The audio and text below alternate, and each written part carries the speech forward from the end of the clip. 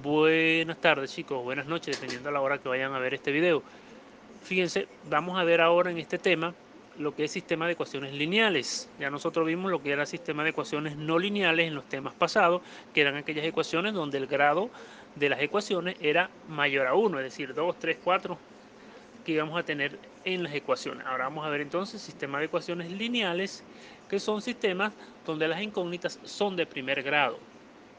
Fíjense, en la imagen tenemos allí un sistema de ecuaciones donde la A y la B que tienen allí van a ser constantes. Cualquier número que podamos tener allí, incluso números negativos, que podamos tener dentro de ese sistema de ecuaciones. Y las X, X1, X2, X3, X4, dependiendo de la cantidad de incógnitas que vayamos a tener en esas ecuaciones, van a ser las incógnitas, obviamente.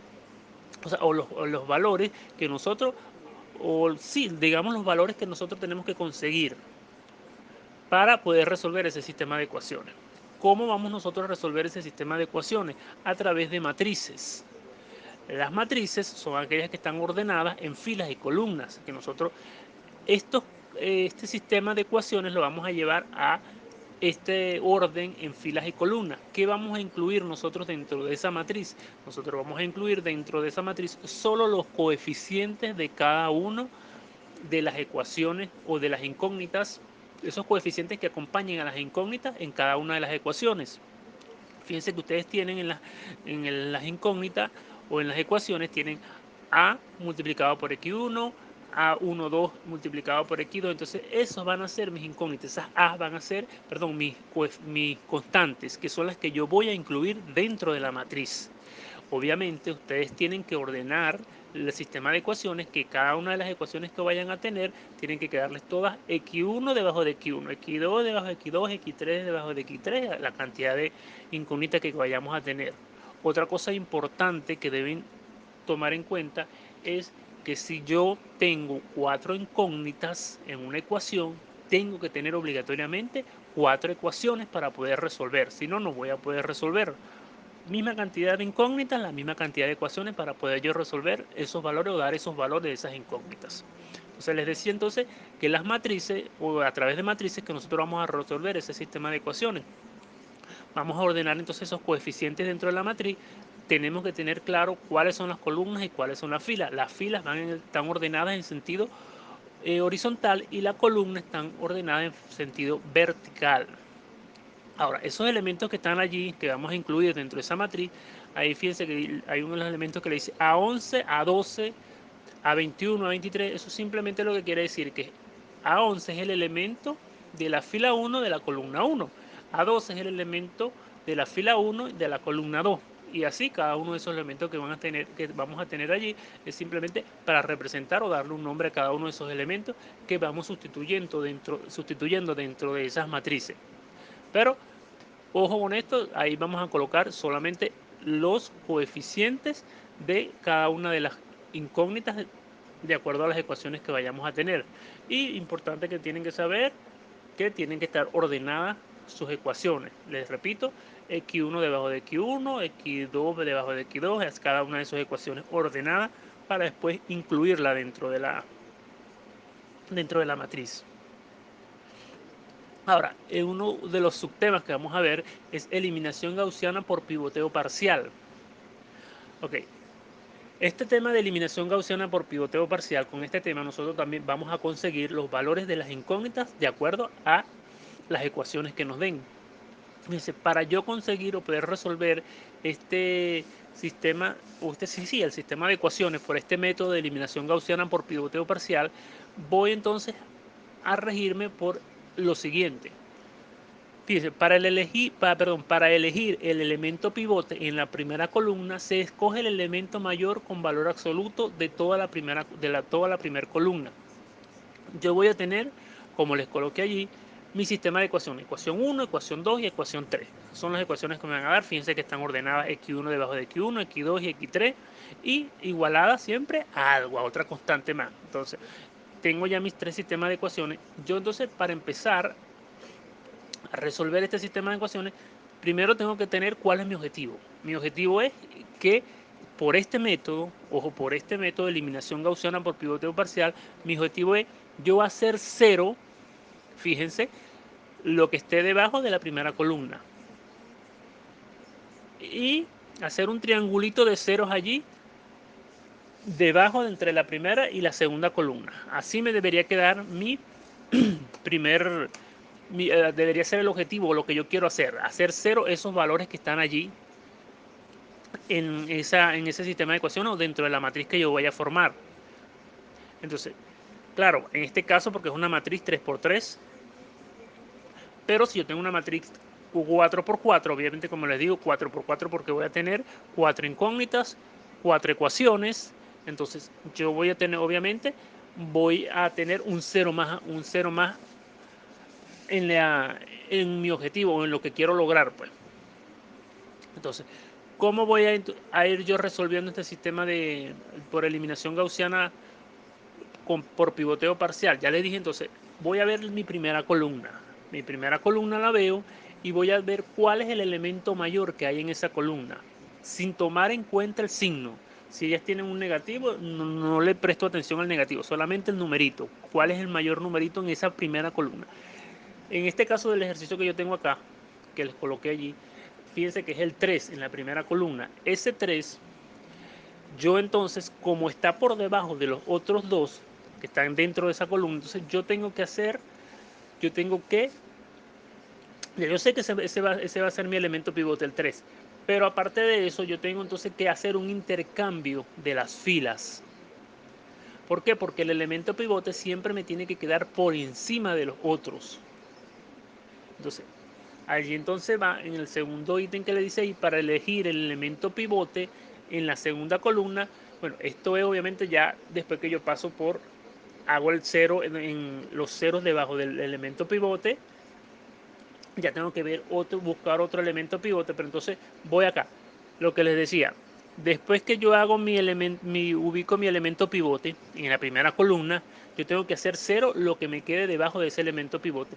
Pero tengo que tomar en cuenta que si mi elemento pivote no está por encima, o no, sí, no está por encima de los otros, porque obviamente el elemento pivote va a ser el número mayor que yo escoja. Si él no está por encima, entonces yo tengo que hacer un intercambio de fila. En este caso yo intercambiaría la fila 3, la pongo como la fila 1 y la fila 1 la pongo como la fila 3. Hago un intercambio tal cual con los signos que tengan, tal cual yo lo que voy a hacer es mover una fila con otra o una ecuación con otra. Las muevo y después que ya yo tenga mi elemento pivote por encima de los otros, empiezo ya así a trabajar para hacer cero lo que esté debajo de ese elemento pivote. O sea, ahí les dice, entonces, identificando el elemento pivote, debo verificar que este elemento esté por encima de los demás. Caso contrario, hacer el intercambio o intercambiar filas, que es lo que les acababa de decir. Entonces, ahora, hacer cero los elementos debajo del pivote, tomando en cuenta que también cambiarán los elementos de esa fila.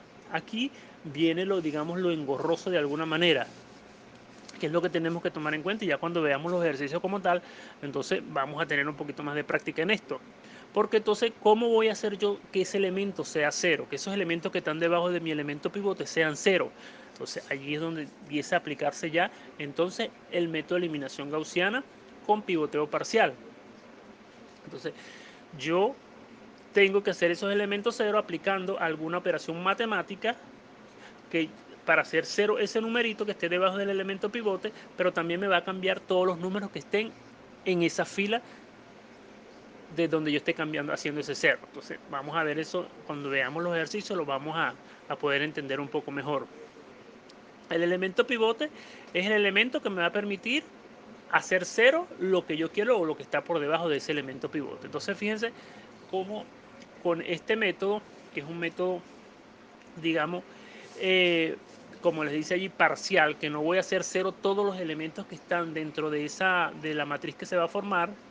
Entonces, lo otro que les decía era que para elegir el elemento pivote en la segunda columna, yo también voy a ver cuál es el elemento mayor de la segunda columna. Yo veo cuál es ese elemento mayor. Entonces, una vez que yo, tal cual como hice en la columna 1, ahora voy a la columna 2, pero voy a omitir la columna, o digamos la fila 1. Yo no voy a ver el elemento que está en esa fila 1 de la columna 2 yo no voy a ver ese elemento porque ya ese elemento fue tomado como, esa fila fue tomada como pivote, pues. Entonces yo voy a nada más enfrascarme, como se dice, entre la fila 2 y la fila 3 de la columna 2. Yo voy a ver cuál es mi elemento mayor y si no, el elemento mayor está bien colocado, es decir, está por encima del otro, yo lo dejo allí, si no hago un intercambio de filas otra vez. Y así sucesivamente voy haciendo con la tercera columna después. Entonces, fíjense que ya después que yo, cómo les va quedando cuando les voy diciendo que van a ir haciendo, buscando los elementos pivotos en cada una de las columnas. En la primera columna van a ver obviamente el número mayor. Ubican los tres filas que van a tener allí de la columna 1, van a ver cuál es el numerito mayor. Cuando van a la fila 2, van a obviar la primera fila. El elemento de la primera fila de la segunda columna lo obvian. Esa rayita que tienen allí es porque ese elemento no lo van a ver. Van a ver cuál es mayor en este caso, entre el 7 y el 8. Pues. Cuando el elemento, cuando van a la fila 3, solamente van a ver que le va a quedar el elemento pivote, va a ser el de la última fila. El de la última fila, tercera columna en este caso. Entonces, así entonces vamos viendo, claro, en este caso que no es una matriz 3x3, pues. Y bueno, van haciendo cero a los elementos que estén debajo de eso que ustedes buscaron como elemento pivote. Ahora, ¿por qué esto es pivoteo parcial?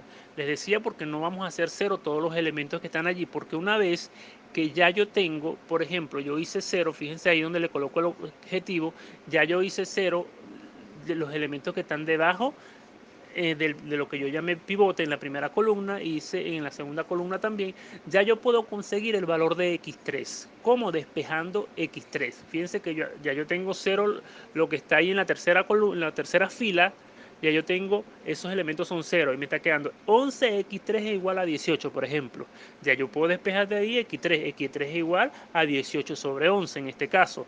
Teniendo x3 yo me voy para la fila 2 y en la fila 2 sustituyo ya mi valor de x3 y puedo obtener mi valor de x2.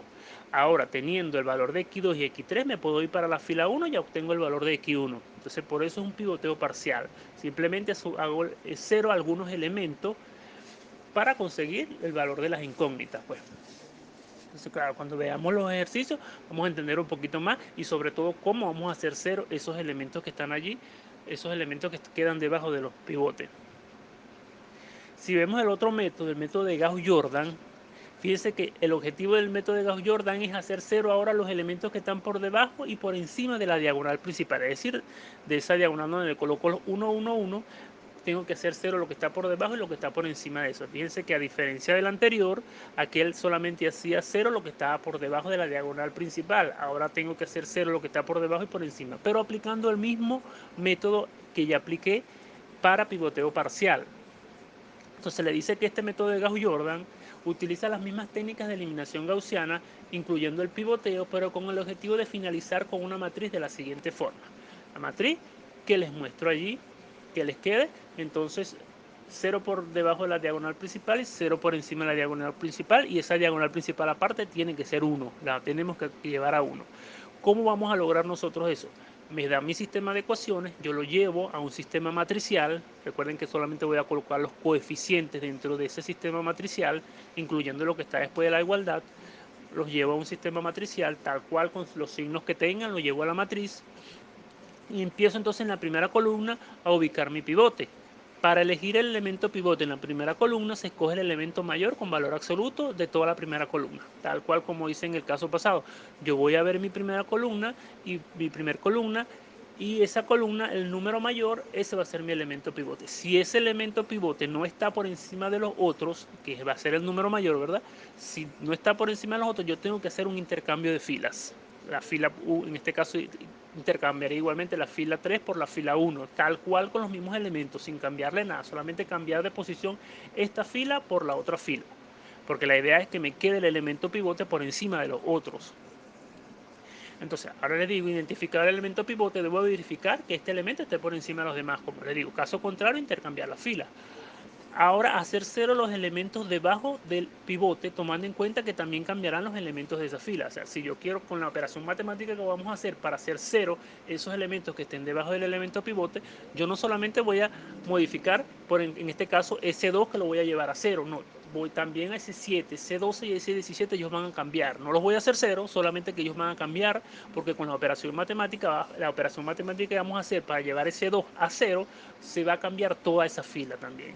Igual con la otra fila también, cuando yo haga el elemento que va a estar allí en esa fila 3, también van a cambiar todos los elementos que están allí con esa operación matemática, porque voy a multiplicar o hacer la operación que voy a hacer por toda esa fila que está allí también. Entonces van a ir cambiando a medida que voy haciendo un elemento cero, va a ir cambiando todos los elementos de esa fila.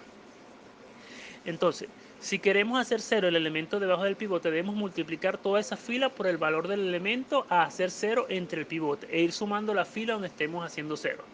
Aquí, bueno, ya un poquito es lo que les decía, que es lo que vamos a hacer, la operación que se va a hacer para llevar eso a cero. Es una operación que, bueno, tenemos que practicarla para poder entenderla bien. Entonces, si queremos hacer cero el elemento debajo del pivote, debemos multiplicar toda esa fila por el elemento pivote a hacer cero entre el pivote. Es decir, si yo quiero hacer ese 2 que está allí, lo quiero hacer cero, obviamente ya yo tengo que haber intercambiado la fila, porque la fila, el elemento pivote de la primera columna es el 3. Yo intercambio el 3 para arriba, para la primera fila, y el 1 y el 6 y el 11 para la tercera fila. Entonces, vamos a suponer, yo quiero intercambiar ese 2 a 0. Tengo que los elementos que están debajo de mi elemento pivote. Si yo quiero cambiar ese 2, ¿qué yo voy a hacer? Yo tengo que formar una fracción, ¿verdad? Por eso les digo acá, toda esa fila, que tengo que multiplicar toda esa fila del elemento a ser 0 entre el pivote. Es decir, 2 entre mi elemento pivote, que en este caso va a ser 3, y le voy sumando a la misma fila. En este caso serían 2 entre 3, y le voy sumando la fila esa correspondiente, la fila donde estemos, para hacer 0. Entonces, allí entonces les coloco, si el elemento a ser 0 y el pivote son positivos los dos, entonces la fracción que yo voy a formar me va a quedar negativa. Si uno de los elementos tiene negativo, la fracción queda positiva. Si tienen ambos negativos, la fracción queda negativa. Es decir, esos signos que están allí, que tienen que tomar en cuenta eso que les subrayo ahí o les coloco allí en azul, es porque yo necesito esos signos que tengo allí, que me van a quedar allí, para que se pueda hacer cero ese elemento. Son simples operaciones matemáticas las que yo voy a hacer, buscando que ese elemento 2 se me haga cero. ¿Cómo podemos entonces? Tengo que jugar con los signos allí, como les digo, dependiendo si ambos son positivos los dos signos, tanto mi elemento pivote como el elemento que yo quiero hacer cero, entonces la fracción me va a quedar negativa, porque uno de los dos tiene que tener negativo para que se pueda hacer cero la fracción. Pues. Se puede hacer cero la operación que voy a hacer allí o que voy a resolver. Entonces, lo vamos a entender un poquito más, como les digo, cuando veamos los ejercicios. Incluso en la guía pueden ir revisando la guía y van a ir viendo cómo se hacen esas operaciones, que allí está un poco detallado también, está bastante detallado, cómo las fracciones se van formando las fracciones para ir haciendo cero cada uno de esos elementos que yo quiero hacer cero. Ahora, finalmente, después que ya yo hago todos mis elementos por debajo de la diagonal principal cero y los elementos por encima de la diagonal principal también los hago cero, entonces ahora me queda hacer uno los elementos que me vayan quedando en la diagonal principal. Entonces, para hacer uno la diagonal principal, divido uno entre cada valor de la diagonal y multiplicar por la fila correspondiente. Bueno, también lo vamos a ver entonces cuando hagamos los ejercicios, para que podamos entender un poquito más cómo hacer esos elementos 1 que me vayan quedando allí. Son simples operaciones matemáticas, pero que requieren del cuidado, como se dice, con los signos, requieren del cuidado con la operación como tal que vayan a hacer, para que no se vayan a confundir, pues. Ahora vamos a ver lo que es matriz inversa. Una de las aplicaciones del método de Gauss-Jordan es el cálculo de matrices inversas. Recordemos primero la definición de matriz inversa. Matriz inversa se denota como B igual a A a la menos 1 en el caso de esta matriz que tenemos allí. Entonces, ¿Qué es la matriz inversa? Es decir, una matriz que me va a resultar de yo aplicar la matriz identidad. Es decir, es como decir el espejo o la contraparte de otra matriz. ¿Qué quiero decir con esto? Yo tengo una matriz X que me están dando, en este caso que les coloqué la matriz 1, 2, 3, 5, 6, 7, 9, 10 y 11. Me dan esa matriz y yo voy a ubicar la matriz inversa de esa matriz. O sea, en una matriz comenzamos por escribir la matriz A. Es decir, yo voy a armar una matriz un poco más grande y yo voy a colocar del lado izquierdo mi matriz tal cual como me la dan. Y a la derecha le voy a agregar la matriz identidad. ¿Qué es la matriz identidad?